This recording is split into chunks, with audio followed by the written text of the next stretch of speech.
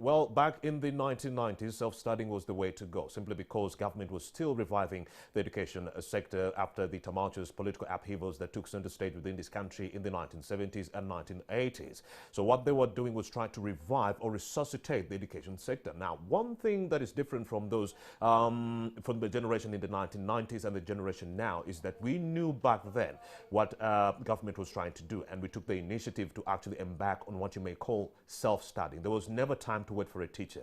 Yes, if you knew the syllabus, if you knew how many books were being taught in the syllabus, you would talk to your parent to buy for you those textbooks. So you would undergo what you may call self-studying.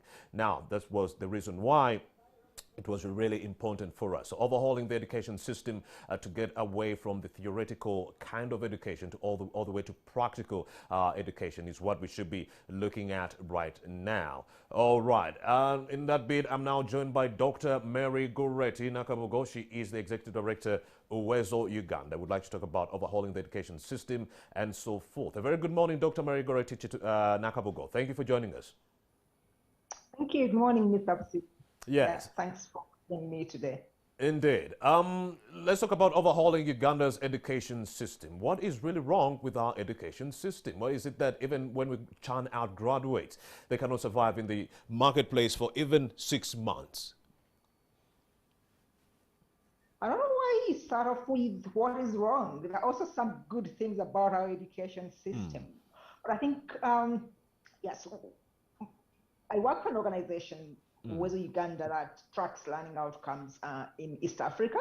And I think one of the challenges that we've had with our education system is that of low learning outcomes, really. So I think we have done quite a lot of good work in terms of getting millions of children and learners into the education system. But as you rightly put it, I think what comes out of the education system at the end of the day is that what people have had questions, the employers. But even before you go to the employment pipeline, even at the different phases, even the lower classes, because if you don't get the foundations right, then the higher education system also becomes shaky. It's like as you're building a house, if the foundation is strong, then the entire building actually collapses. I think what we have done in the previous years, especially since the introduction of the universal primary education, for the last 2 decades, I think we put more focus on getting children into school and less focus on what happens to them when they're in school. I think we assumed that once you get the children in school, actually learning happens automatically. That has not been the case. We have millions of kids who go through the education system without actually learning even the basics of reading and basic arithmetic. So, and that spills into the higher education system up to the extent that you as an employer, you receive an application of a graduate who cannot actually write because the foundations were weak. I see that as the major problem within the education. Do you think the whole curriculum has to change, Dr. Mary Goretti Nakabugo? Do you think the whole curriculum has to change? The way we are examining our students, the fact that we are focusing on the grades and so forth, shouldn't we be focusing on the skills that we are teaching our students and not who is passing or getting the highest grades? Because when they get into the employment sector, they do not have the skills, which are not being the focus in the education system. You are quite right. So the issue may not be so much on the curriculum per se. Indeed. Because, I mean, teach a child to read or count is not rocket science. So I think the way, as you rightly put it, the way the curriculum is delivered is where the challenge comes. Where do you put the focus? Do you put the focus on the access or on the grades? And I think that is where you are right, that's where we have gone wrong. So right from the beginning, right from the early years, and we are not talking about just even primary education, right from the pre-primary. Indeed. Secondary education, the focus should be on ensuring that these kids are acquiring the foundational skills that they will need for later life. And some of those foundational skills, yes, you have the life skills, but you also have these foundations of literacy, numeracy, that everyone needs. Even engineers, you can't become a good engineer without first actually mastering these foundational skills. Indeed. So Very right. And of course, you brought out a very important issue, Dr. Goreti Nakabugo, when you mentioned civil engineers. They have first-class degrees here in Uganda, but they can't construct a road, they can't construct a bridge. That's how bad the situation is. We are getting experts all the way from China, Russia, to come and do a job that should have been done by our civil engineers who have first-class degrees. That should be a recipe for disaster, Dr. Goreti. Yeah.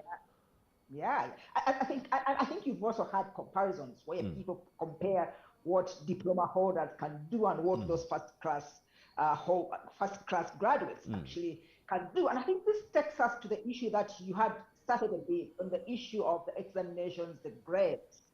I think sometimes we focus so much on the grades rather than on what people can do. And as we await, I think everybody is eagerly waiting for the examination results today of the PLE. People should not be frustrated about the grades that kids get, because a grade does not define anyone. I hear you. It's what you are able to do that actually defines you in the real world. Go ahead. Yeah. And of course, Dr. Goreti Nakabugo, we also do know that we are actually focusing on a curriculum in 2021 that was devised in 1918. And according to many of the experts, it's been 103 years since then, since this curriculum was introduced. So many of the experts contend that the information we're teaching our students is actually outdated. You look at some questions from primary 5, questions like, what kind of minerals are mined within South Africa? What advantages do these minerals bring to the economy of South Africa? I mean, we are in Uganda and we're teaching our students about economies in South Africa. This information is really outdated, Dr. Goreti. 103 years. Yeah. There's a lot that we can do with our curriculum. There have been quite a number of reviews over the years, reviewing. Perhaps we need an overhaul of the curriculum, but even with the curriculum that we have, there's a lot of good that we can do with it. And so I think the relevance, I mean, you may be teaching about minerals in South Africa, but you can actually bring it back home and compare with the minerals in Uganda. I think it again depends on how the curriculum is delivered by the teachers in the classroom, and ensuring that it actually makes meaning to the children that they're teaching. But again, that takes us back to the grade that we were talking about. Yes. Yes, an examination is an examination. That does not define the entire child, because the questions that are asked may not actually have any bearing in the real world. So that is why I think a focus on what do we need, for example, at the end of the primary education cycle, what do we want the children to be able to do?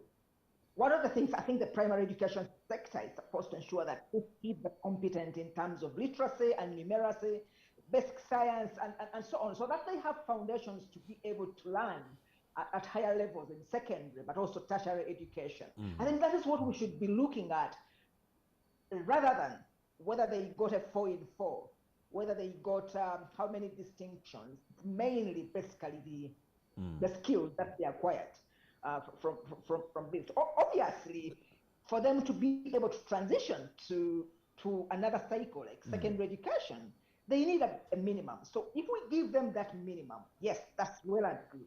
But the major focus should be on the skills that they get, the competencies. Indeed, you're right, Dr. Goreti Nakabugo, that we need to be focusing on the skills, because it is one thing for Romeo Busiku to know what kind of exports are largely being done within South Africa, to know the biggest export within the US, to know the biggest export within Guatemala. That is only one thing. Having knowledge about these issues is one thing, but then having the skills is another.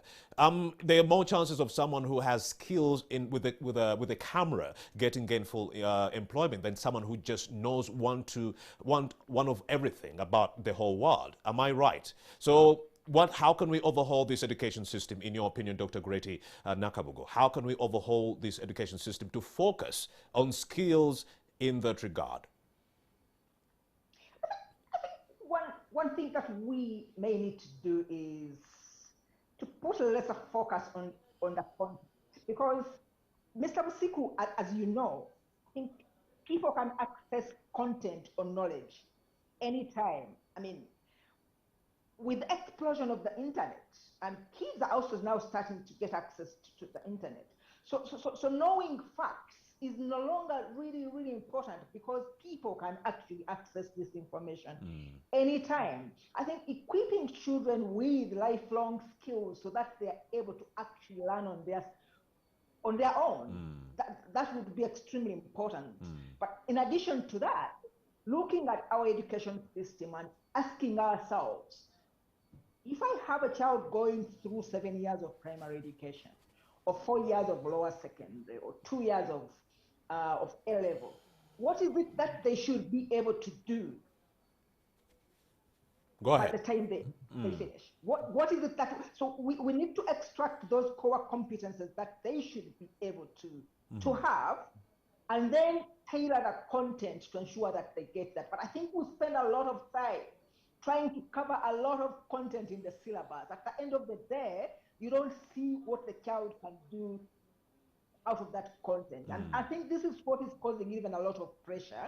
When schools have been closed for a long time, people are wondering, okay, if kids go back to school and they study only for 3 months, how are you then able to promote them to another class?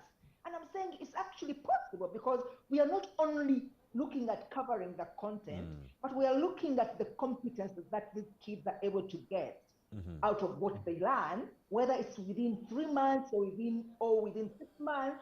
At the end of the day, is what they are able to do after they have gone through a learning process.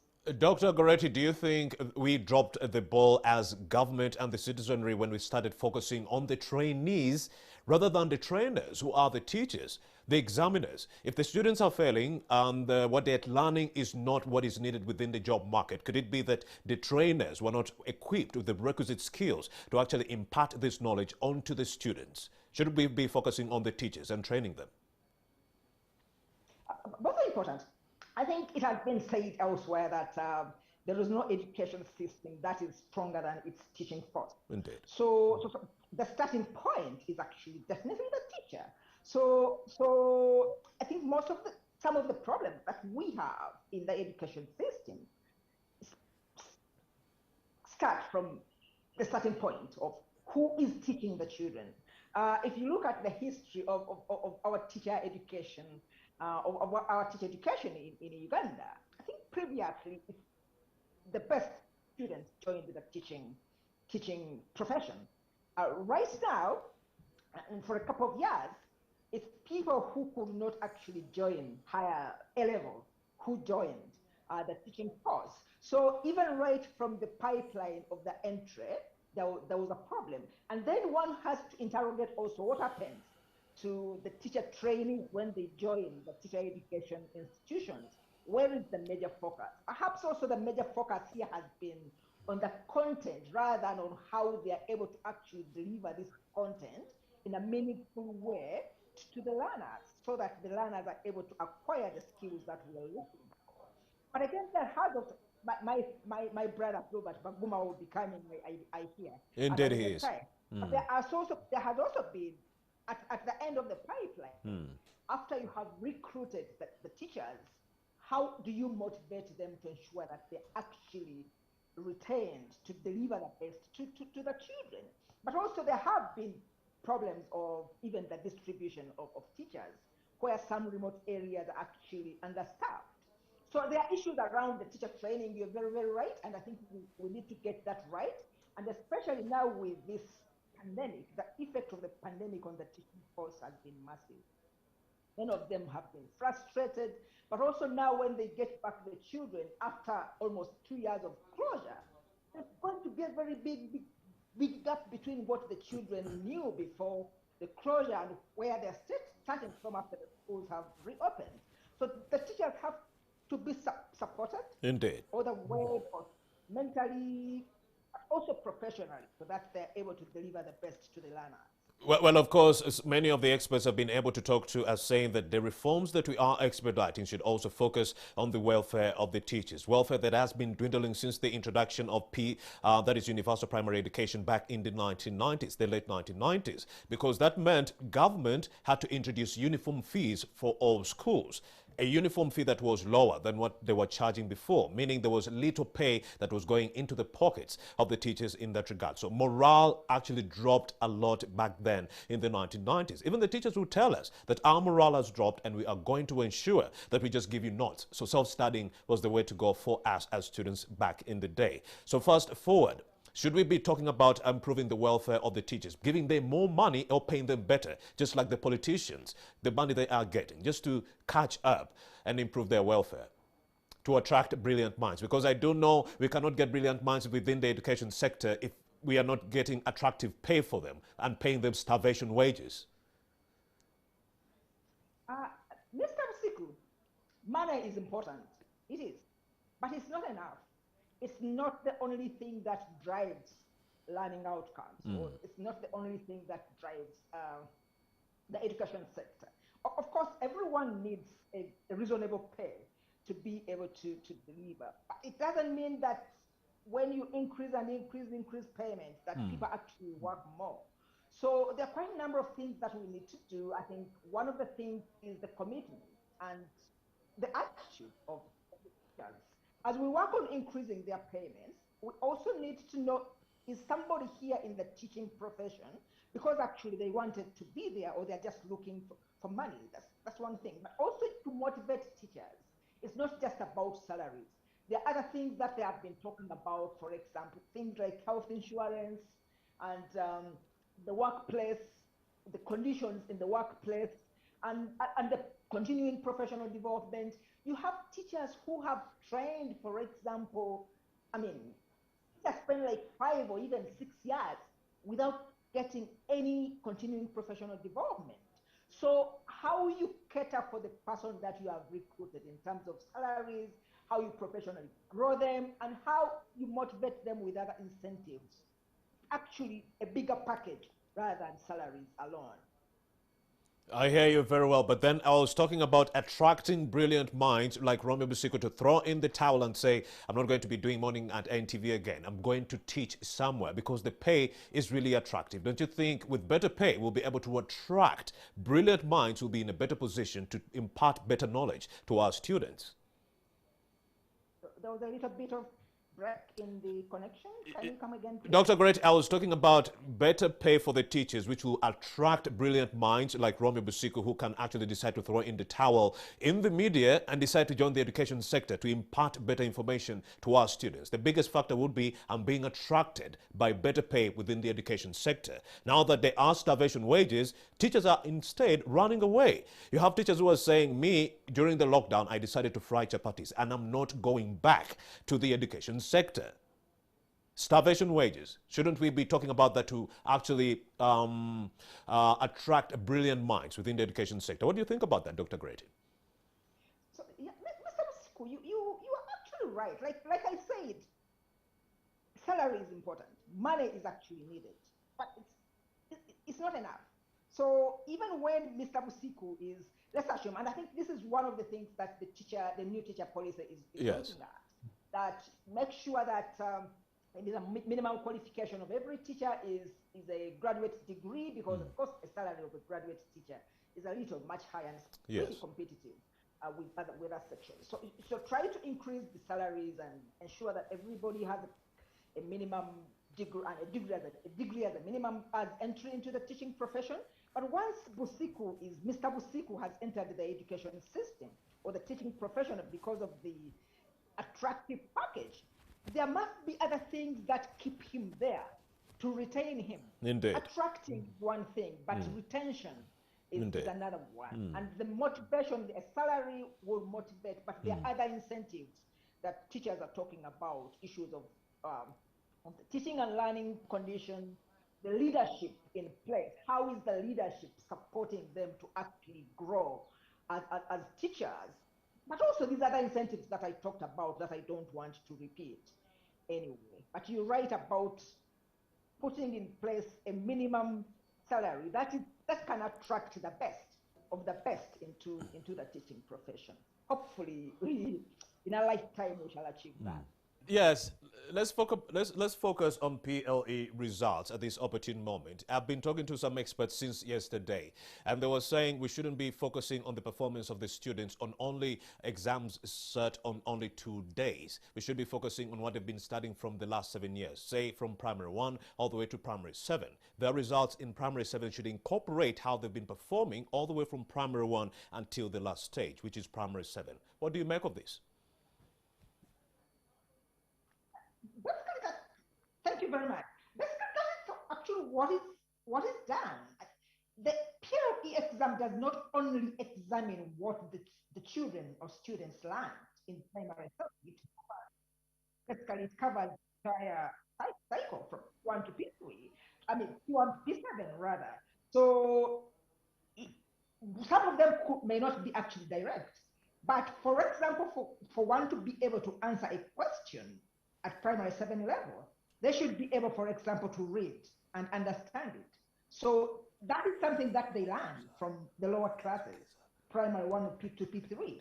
So I think in terms of the content of the examination, it does not only look at primary 7. So the experts or the observers are actually right that you shouldn't just examine content for 1 year, but actually knowledge that spans across the entire primary education cycle. But in addition to just the content, actually, the examination should actually not just examine what they are able to do,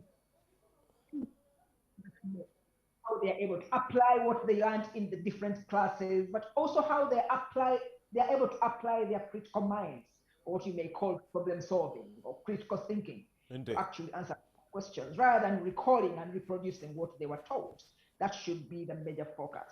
The experts do say that, in primary we do focus on mathematics, social studies, English, and yes, those 4 studies. And they are saying for social studies, you should be focusing on computer education, not even computer science. In that when a learner leaves primary 7, they should be able to use Excel, they should be able to use the email and other computer applications. What do you make of that, Dr. Greti? I believe that those are some of the areas that need to actually be improved as we look into examination system. Yes, there has been a big focus on the 4 subjects, the math, English, science, and social studies. And within that, what is examined? I think those are areas that we need to look into. But there's another also important area of life skills and values, which have not been really assessed within our education system. And one wonders, is it just the knowledge of mathematics actually need? We need much more than that. So you earlier on in the first session, you talked about the engineers who get the first classes and so on, who are not able to do anything. The same applies to the primary level section. The point 4 does not mean that I am a full human being. We need to look at other aspects that make me a full human being. Indeed. The emotion, the thinking, the what I'm able to do with my hands. And all those in due course really need to be assessed through this examination. You are very right. I think all right. Until the main focus has been assessing what kids are able to think about or remember, the cognitive, rather than the skills and values. A few questions have been included to test maybe problem solving, but we can do much more. And actually, when you look at the analysis year to year, when the executive secretary of UNED releases the results, year to year at every level, he says that those questions that focus on problem solving are the ones the worst performed, meaning that even during the teaching and learning process, there is less focus on those rather than the content and facts of the subjects that are being taught. Yes, so Dr. Greti. Have some work to do. Really. Indeed. Dr. Greti, let's also focus on secondary education. There's a simmering contentious issue on secondary education. You see, senior 1 up to senior 4, they have the new lower secondary school curriculum that was introduced. Now, the biggest nick is that for upper secondary education or higher secondary education, there is no new curriculum. The NCDC, National Curriculum Development Center, is simply still drafting that. They expedited a countrywide assessment, a needs assessment rather, that was in April of this very year. So that means those who are undergoing the new lower secondary school curriculum cannot transition to the higher secondary school curriculum, which is old. What do you make of that? Yeah, I think, I mean, there's already the starting point that the resources that were there were to really reform the lower secondary curriculum. But I think there have been also critiques that have been made that how do you start reforming the lower secondary school curriculum without thinking about actually the lower the lower levels, primary level, that they feed into the lower secondary. And then you're talking about also the issue after the lower secondary, how do they transition to next? So if you're talking about a competence-based curriculum at lower secondary, which is also less focused on examinations, but also bringing in the aspect of continuous assessment and aspect of life skills and values, you also need to think about that at the different, at the other levels, the lower ones, but also the upper ones, so that the whole education system is seen. A system means that everything is coherent, everything is aligned. So if there are any elements of misalignment, it should be an area of concern for all of us, education, but also the education sector in general. Yeah, we need to align, indeed. Goretti Nakabogo, thank you very much. But before I let you go, I think you should hint on this very, very pertinent issue before I let you go. What do you make of the education now that we are in this lockdown? Do you think the lockdown will regress the education system? Do you think our learners or students will regress now that they are not in the education system? Before I let you go. I mean, the issue of the prolonged school closure is a concern for everyone. Like Mr. Siku, the discussion that we have had all along is that, I mean, even before the closure, there were issues with our education system. Learning was extremely low for the majority of learners. Now one wonders what happens after they've been out of school it's now almost coming to 2 years. It's really a concern, but it doesn't mean that there's nothing that we can do about it. I think there are quite a few interventions that are happening that children are continuing to learn while they're at home, but also they are now learning a few other life skills that they may need in later life. But I think as we wait for the schools to reopen, and hopefully that will happen very, very soon, we need to think about what will happen after the kids have come back to school. It's no longer business as usual that when they come back, try to pump them with the content as it was prepared by the NCDC, or National Curriculum Development Center. We need to rethink how we teach these kids because they're going to come back at different levels. Many of them have fallen way far behind from where they were. But are you going to make them repeat classes? No, repetition is not the issue. How do we try to compress the curriculum or the syllabus or the content that they were supposed to study and teach them that content or the competences within a short time? All right. Dr. Mary Goretti Nakabogo, thank you very much for your humble submission in time this very beautiful morning. We do appreciate it.